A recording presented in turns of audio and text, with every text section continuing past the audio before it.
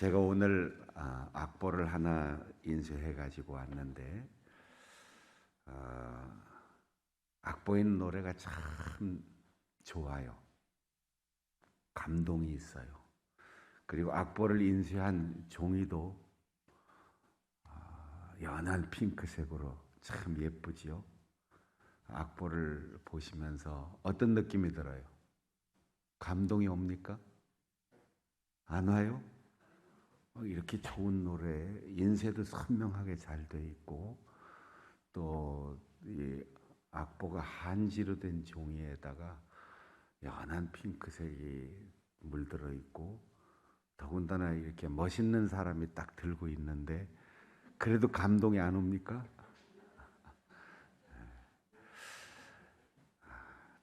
오래전에 해외에 있는 교포들 모임에 우리나라에 내노라 하는 유명한 가수들이 가서 나름대로 옛날 교민들이 국내에 살았을 때 그 연령대에 즐겨 불렀던 그런 대중가요들을 쭉 부르는데 사람들이 굉장히 좋아해요. 막 박수도 치고 춤도 추고 얼굴이 활짝 피고.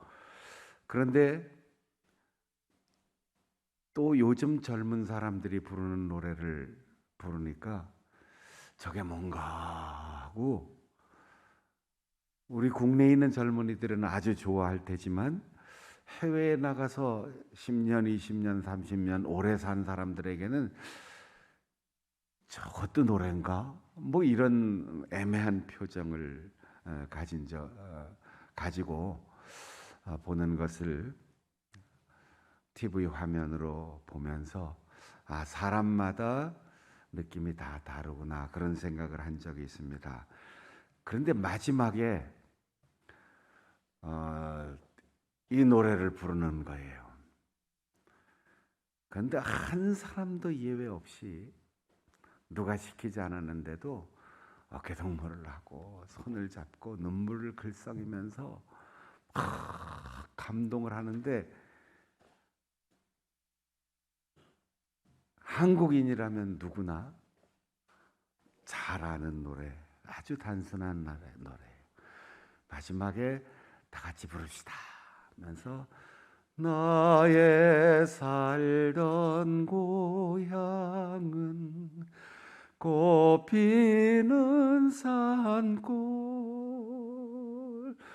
복숭아꽃 살구꽃 아기 진달래 이렇게 노래하니까 누가 시키지 않았는데도 다 손잡고 어깨를 서로 어깨동무하고 얼싸안고 눈물을 흘리는데 그런데도 멀뚱멀뚱 눈도 안 굴리면서 보고 있는 사람이 있었어요. 외국인과 결혼한 부부는 한국인의 정서를 느끼지 못하는 외국인들은 저 사람들이 왜 저런가 그러면서 보고 있었습니다. 여러분, 종이 때문에 감동받는 게 아니고 악보의 모양이나 인쇄된 상태 때문에 설명하는 사람의 언변 때문에 감동하는 것이 아니고 노래는 연주될 때, 노래는 부를 때 그때 감동이 오는 거죠. 노래는 그래서 불러야 됩니다. 그리고 함께 부른 경험이 있는 사람들은 그 노래에 같이 정서적 공감을 느끼고 마음이 공명하여 함께 눈물도 흘리고 함께 한박 웃음도 웃고 함께 손잡고 그리운 고국, 그리운 고향을 생각하게 되는 거죠. 예수님의 사랑을 가장 많이 받았던 사도 요한은 초대교회를 향하여 이렇게 말합니다. 사랑하는 형제들아, 사랑을 머리로, 이론과 생각으로 하지 말고, 말로, 글로 하지 말고, 혀로, 소리로 하지 말고, 행함과 진실함으로 하라. 노래하지 않는 악보는 소용이 없어요. 연주하지 않는 악보는 감동이 없어요. 우리가 사랑에 대하여 설명할 수 있고, 사랑을 목소리 높여 웅변하며 외칠 수 있고, 우리의 입술로 수없이 사랑한다, 사랑한다 고백할 수 있지만, 사도 요한은 행함, 일로 사랑하라는 거예요. 행동으로 사랑하라는 거예요. 에너지를 써서 사랑하라는 거예요. 우리 몸의 온 힘을, 칼로리를 다 소모하면서 사랑하라는 겁니다.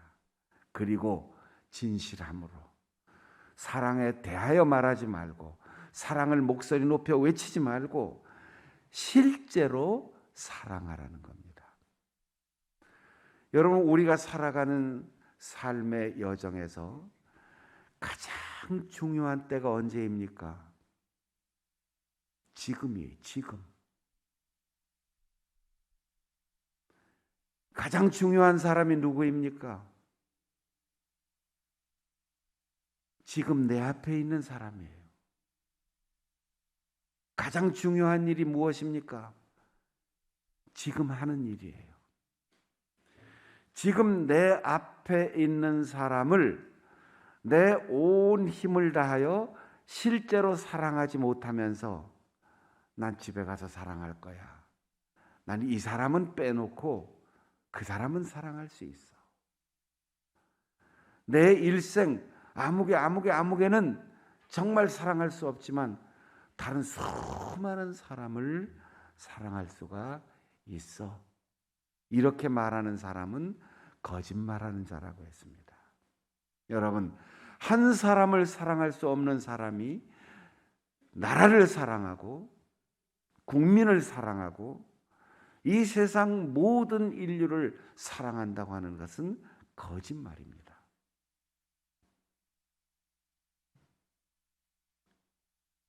예수님께서도 말씀하시기를 하나님께 예배하는 자는 영과 진리로 예배하라. 여기에 진리라는 말이 오늘 사도 요한이 진실함으로 사랑하라라는 말과 같은 단어입니다. 여러분, 예배가 몸만 와 있는 껍데기 예배가 아니고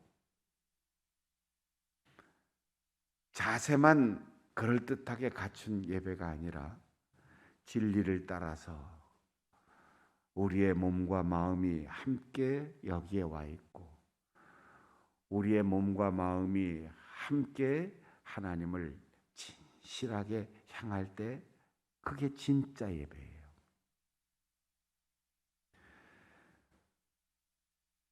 모니터 앞에 앉아서 스마트폰을 들고 예배를 드려도 하나님 앞에 진실하게 예배 드릴 수 있고, 여기에 와 앉아 있어도 마음이 다른 데가 있으면 그 예배는 반쪽 예배입니다. 사랑은 생각이 아닙니다. 사랑은 철학이 아닙니다. 사랑은 관념이 아닙니다. 사랑은 행동입니다. 사랑은 위장할 수 없습니다. 사랑은 진짜로 해야 됩니다. 그래서 상담하는 이들에게 속담처럼 입에서 입으로 옮겨지는 경구가 있어요. 사랑과 기침은 감출 수 없다. 아무리 정신력이 강해도, 아무리 자기 통제를 잘하는 사람도 갑자기 사례가 들리든지 아니면 감기가 들리든지 그러면 그 기침을 감출 길이 없어요. 억제할 수 없습니다. 사랑도 마찬가지예요. 나는 사랑합니다. 나는 정말 사랑합니다. 온 세상 모든 사람들을 다 사랑합니다. 그러면서 지금 이 사람, 지금 그 사람과 관계에서 사랑하지 못한다면 우리가 누구를 나중에 사랑할 수 있겠습니까? 사랑은 글이 아닙니다. 사랑은 문학이 아닙니다. 사랑은 심리학이 아닙니다. 사랑은 행동입니다. 행동하지 않는 사랑은 껍질뿐인 사랑. 진실하지 않은 사랑은 위선이라는 거예요. 그러면서 사도는 또 이어서 말합니다. 서로 사랑하라. 여러분, 이 세상에 가장 슬픈 사랑이 짝사랑이에요. 나는 사랑하고 나는 좋아하고 나는 쫓아다니고 나는 호소하는데 상대방은 나에게 냉담해요. 그것처럼 슬픈 사랑이 어디에 있겠습니까? 내가 사랑하고 그 사람이 나를 사랑하고 서로 사랑하면 그처럼 행복한 사람이 어디에 있겠습니까? 우리는 대부분 무엇을 하고 무엇을 하는 것을 다 행복하기 위해서 한다고 생각해요.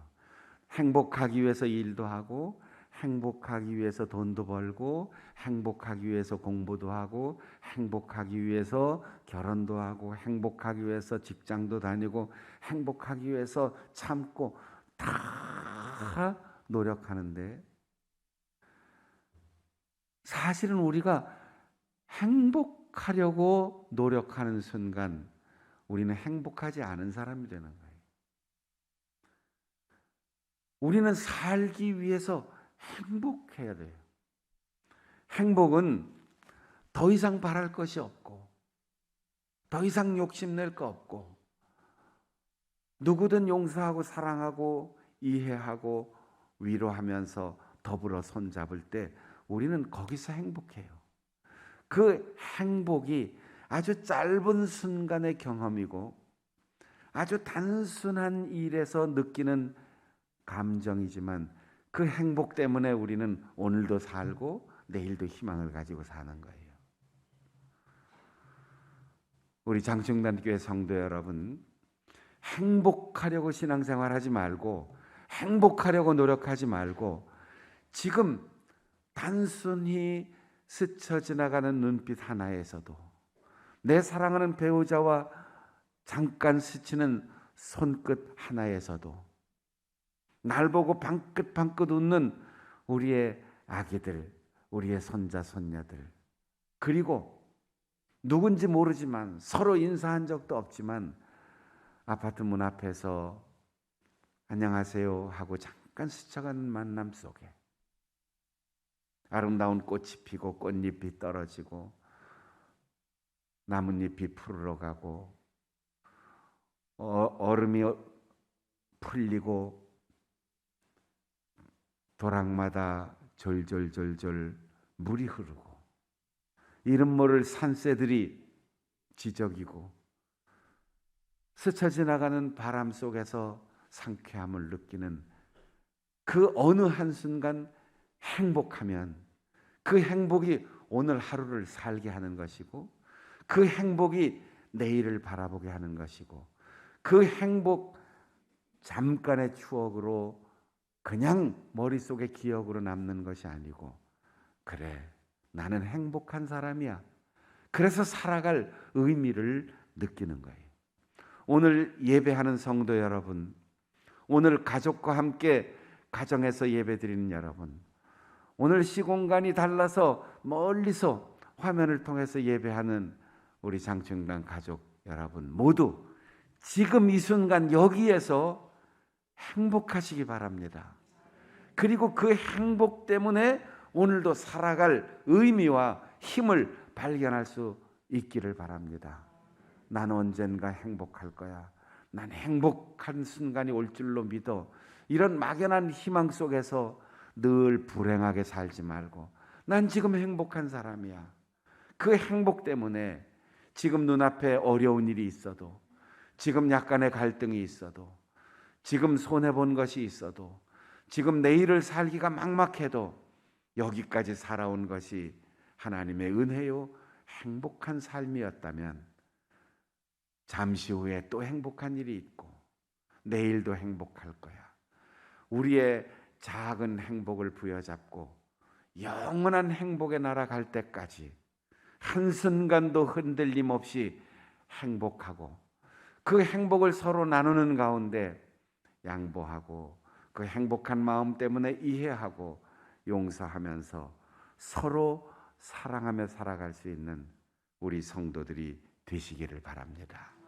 요한복음 13장에 보면 예수님께서 제자들과 함께 만찬을 하며 대화하실 때 새로운 계명을 너희에게 준다. 이 새 계명은 내가 너희를 사랑한 것처럼 서로 사랑하라. 사랑은 계산하고 주는 게 아니에요. 사랑은 기다리는 게 아니에요. 사랑은 조건 없이 먼저 주는 겁니다. 하나님께서 그 독생자 예수 그리스도를 받을 자격이 없는 우리 인간에게 먼저 주시고 주님이 먼저 찾아오시고 주님이 먼저 짐을 짊어지시고 주님이 먼저 골고다의 언덕을 올라가시고 주님이 먼저 못 박히시고 주님이 먼저 우리를 위하여 목숨을 내어주신 그 사랑에 우리 모두가 십자가의 사랑을 믿고 그 앞에 모든 죄를 내려놓고 우리도 주님처럼 서로 사랑하는 사람으로 살겠다고 결심하고 신앙생활을 시작하지 않았습니까? 그런데 어느덧 신앙생활의 연조가 쌓일수록 사랑의 영역이 확대되기는커녕 마음은 자꾸 좁아지고 따지는 것이 많아지고 우리 속에 불평과 원망과 미움이 자리 잡고 있지 않습니까? 오늘 우리가 읽은 본문 바로 앞에 15절에 보면 형제를 미워하는 자, 살인하는 자라고 했어요. 기회를 얻지 못했을 뿐, 방법이 없을 뿐, 남의 눈치를 보기 때문에 그냥 지나가지만 미운 감정을 마음속에 품는 순간 이미 기회가 있으면, 방법이 있으면, 아무도 모른다면 살인할 수 있는 가능성이 그 가슴에 싹 튼다는 거지. 미운 마음이 우리 속에 있을 때 그것이 실행하지 않아도 그 사람에게 해를 주지 못해요. 미운 마음을 내 속에 품을 때 나를 죽이는 거예요. 자신이 죽는 거예요. 자신의 생명을 버리는 거예요. 이 세상의 모든 환경 오염 물질을 다 우리 몸속에 퍼넣는 것보다 더 해로운 부정적 호르몬이 우리 몸 안에 돌면서 우리를 병들게 하고 우리를 죽음으로 끌고 갑니다. 그 사람을 위하여 용서하거나 그 사람을 위하여 사랑하는 것도 숭고하지만 나를 위하여도 상대방을 사랑하고 용서하고 미움을 다 버리고 주님이 먼저 오신 것처럼 주님이 먼저 사랑하신 것처럼 먼저 손 내밀고 먼저 사랑함으로 우리의 가정이 서로 사랑하고 우리의 교회가 서로 사랑하고 우리의 교회가 있는 지역과 방방곡곡마다 교회가 설립되어 있는 우리 대한민국이 사랑하는 나라로 하나님의 나라가 이루어졌으면 좋겠다 하는 소망을 가지고 행복한 우리가 먼저 사랑하고 구원받은 우리가 먼저 사랑하고 성령 충만한 우리가 먼저 사랑하며 살아갑시다. 사랑의 계명만이 유일하고 의미 있는 가장 큰 계명입니다. 주님께서 우리에게 주신 계명은 이것이니 곧 서로 사랑하라는 것이다. 유대인들에게는 365가지의 많은 계명들이 있었어요. 대표되는 10가지 계명이 있었어요. 그런데 예수님께서는 그 계명을 단 한마디로 요약하셨습니다. 사랑. 하나님을 사랑하고 이웃을 사랑하되 내 몸처럼 사랑하라. 내 몸처럼이란 무슨 뜻입니까? 본능적으로 내가 나를 보호하듯 우리의 본능이 사랑을 실천할 수 있도록, 내 몸 작은 아픔이 나에게 언제나 가장 빨리 인지되는 것처럼 이웃의 고통을 외면하지 마라. 추운 사람에게 옷 입어라, 배고픈 사람에게 먹어라, 배부르게 살아라 하는 말이, 생각이, 권면이 무슨 소용이 있겠느냐. 옷을 입혀줘라, 먹을 것을 줘라, 손을 잡아줘라, 안아줘라, 따뜻하게 품어줘라. 실천하라는 거죠. 그러면 그 사랑이 행동으로 드러나고 거짓이 아닌 진실한 사랑을 서로 실천하면 그 사람은 주님 안에 사는 사람이고 그 사람의 내면에 주님께서 오셔서 머물러 계신다는 거예요. 로마서 8장 2절입니다. 죄와 사망의 법에서 그리스도 예수 안에 너희들이 해방되었다. 예수님이 내 속에 계셔야만 내가 죄사함을 받는 거예요. 주님에 대해서 안다고요? 십자가를 바라본다고요? 사도신경으로 신앙을 고백한다고요? 기도를 많이 한다고요? 그 모든 행위와 의식과 의례가 예수님을 내 안에 모시기 위한 것이에요. 그리고 내가 주님 안에 거하는 거예요. 바울 사도의 모든 편지에 가장 많이 두드러지게 나타나는 단어가 주 안에, 그 안에, 주님이 내 안에. 여러분 오늘 누구 안에 살고 있습니까? 오늘 여러분 안에 누구를 모시며 살고 있습니까? 예배 드릴 때는 내가 주님 안에 있는 것 같아. 예배당 들어올 때는 내가 주 안으로 들어오는 것 같아요. 찬송하고 기도하고 말씀을 들을 때는 내 속에 주님이 거하시는 것 같아요. 그런데 집에 가면 달라져요. 예수님을 예배당에 외롭게 놔두고 나만 혼자 온 것 같아요. 나하고 뜻과 생각이 좀 다르고 내가 손해나는 일이 생겼다, 화가 나면 예수님이 어디로 가셨는지 존재 자체가 없어져요. 괴로우나 즐거우나 언제나 나는 주님 안에, 주님은 내 안에. 그래서 로마서 8장 19절에 있는 대로 이 세상의 그 어떤 것, 사망이나 생명이나 하늘의 권세자들이나 천사들도 그리스도 예수 안에 있는 하나님의 사랑에서 우리를 끊을 수 없다. 사랑만이 예수님과 나를 연결해주고, 사랑만이 사람과 사람 사이를 연결해주고, 사랑만이 하나님과 나 사이를 연결해 줄 수 있습니다. 그것을 성령께서 증거한다고 말하고 있습니다.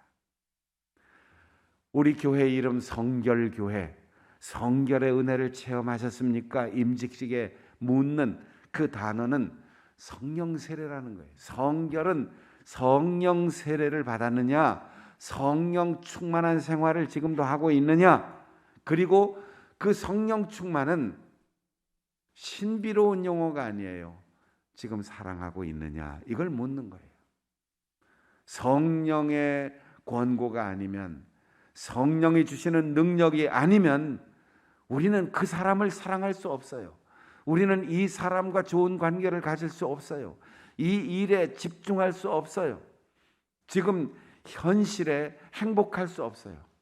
성령이 예수 그리스도의 영이 우리 속에 충만할 때 우리의 지난 날이 후회스럽지 않고 감사하고, 성령 충만하면 우리의 미래가 두렵지 않고 희망이 넘치고, 성령 충만하면 지금 내 앞에 있는 이 사람이 사랑스럽고, 지금 내가 하고 있는 이 일이 가치 있고 의미가 있어지는 겁니다. 부활 이후 주님께서 성령을 주신다고 약속하셨습니다. 그 성령으로 충만하여 행함과 진실함으로, 사랑함으로 성령 충만, 성령 세례, 사랑 충만한 우리 성도들로 살아갈 수 있기를 바랍니다.